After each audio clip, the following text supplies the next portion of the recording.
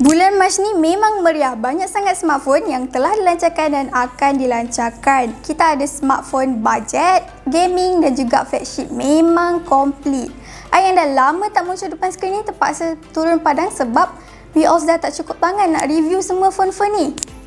Hai, anda bersama saya Rara di DirectDMedia dan hari ini kita akan review sebuah smartphone yang masih segar dan fresh, iaitu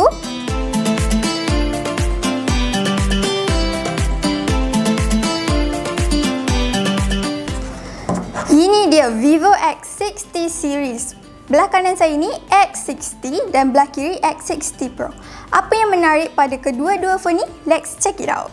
First and paling utama adalah dia punya kamera. Vivo dah bekerjasama dengan syarikat optik Zeiss untuk series X60 ni. Zeiss mungkin nama yang tak asing lagi dalam bidang fotografi. Dan saya rasa kolaborasi antara Vivo dan juga Zeiss ni kolaborasi yang sangat hebat.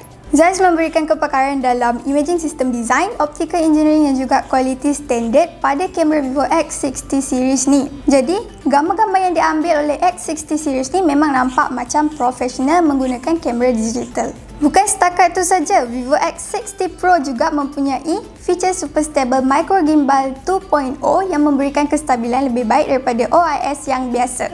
Feature ni memang bagus bagi saya sebab bila kita nak ambil video, kita tak perlu ambil gunakan tripod dan memang video tu smooth je. Daripada pengalaman saya menggunakan kamera ni, gambar yang diambil memang cantik. Kontras cahaya dan gelap dia membuatkan gambar lebih sharp dan warna lebih vibrant. Dan untuk pengetahuan korang juga, Vivo X60 Pro mempunyai triple kamera dengan 48MP Sony IMX598 main sensor, 13MP ultra wide kamera dan juga 13MP telephoto lens. Kamera selfie dia pula menggunakan 32MP lens.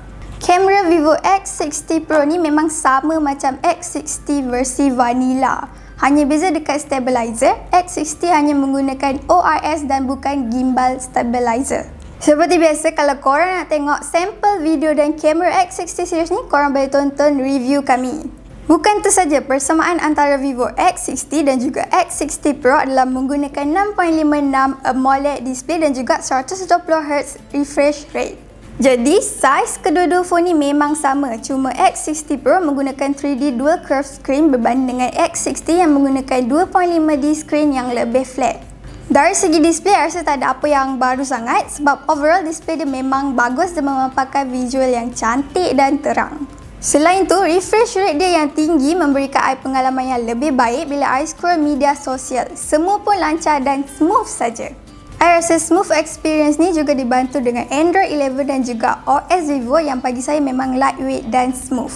If ikut pelancaran dan key spec yang Vivo provide, X60 series ni menggunakan Origin OS. Tapi bila tengok dalam phone dekat setting ni, dia menggunakan Vantage OS. Saya tak sure sebab apa, sebab review unit ni bukan final firmware atau macam mana.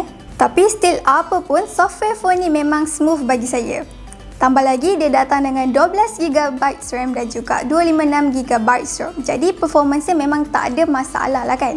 Vivo X60 series juga menggunakan sebuah chipset baru iaitu Snapdragon 870, tak sama macam varian Exynos 1080 yang dilancarkan di China. Saya pun tak sure kenapa dia bagi varian lain untuk Malaysia, and especially bila bab Exynos versus Snapdragon ni kita selalu dapat yang Exynos. Dari segi performance, saya tak boleh nak komen apa-apa sebab kedua-dua ni memang chipset baru.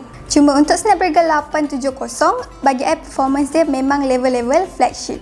Kita orang dah test main game pada Vivo X60 ni dan memang puas hati. Dalam Mobile Legends boleh set sampai grafik high. Walaupun tak ada Ultra, pun tak sure kenapa tak ada Ultra, maybe sebab masih baru, still dapat achieve quality permainan yang smooth. On paper pula, Vivo X60 series ni boleh dapat benchmark score yang agak tinggi. So, saya rasa dari segi performance, memang no issue nak buat apa pun dengan X60 series ni. Cuma adakah bila chipset dah powerful, battery consumption tinggi? And based on my experience, walaupun bateri yang dibekalkan tu taklah banyak sangat, 4200mAh untuk X60 Pro dan juga 4300mAh untuk X60, bagi daily usage tu memang tak ada masalah untuk phone ni bertahan lama. Even sepanjang tempoh review di mana we all memang test phone ni kau-kau pun bateri dia still ada by end of the day. Oh ya, dan Vivo X60 series ni juga support 33W fast charging. Bukanlah paling laju, tapi personally saya rasa memang 33W ni dah cukup sebab bateri dia tak adalah sampai 5000 atau 6000 mAh. Macam mana dengan design? Honestly, I rasa phone ni memang nice. I pun tak berapa minat sangat phone yang besar atau berat-berat sangat ni. Jadi I rasa X60 ni memang sangat okey. Overall, design dia memang nampak biasa, macam tak ada beza pun dengan X50 Pro. Bagi orang yang tak pandang sangat design smartphone ni mungkin tak kisahlah kan. Tapi bagi I, Vivo X60 Pro ni kalau dibandingkan dengan flagship smartphone yang keluar pada tahun 2021 ni, design dia memang sedikit hamba lah. Warna yang ditawarkan juga ada dua warna saja, iaitu warna Midnight Black dan juga Shimmer Blue. Vivo X60 Pro ni sebenarnya tak banyak beza pun dengan Vivo X60 untuk pasaran global lah, tapi kalau kat China, dia ada satu kamera extra lah kan. Jadi I rasa untuk seseorang consumer tu membuat keputusan untuk dapatkan X60 ataupun X60 Pro tu agak mudah. Kalau yang banyak nak shoot video, dah tentulah kena dapatkan Vivo X60 Pro sebab teknologi gimbal dia. Tapi kalau korang tak mementingkan feature teknologi gimbal tu, korang boleh dapatkan Vivo X60 pun dah memadai sebab feature-feature yang lain tu lebih kurang sama je. Lagipun, plus point Vivo X60 ni ada 100 mAh bateri lebih dan juga skrin dia lebih rata. If you guys berminat nak dapatkan Vivo X60 ataupun Vivo X60 Pro, korang boleh klik link di bawah ataupun link di atas.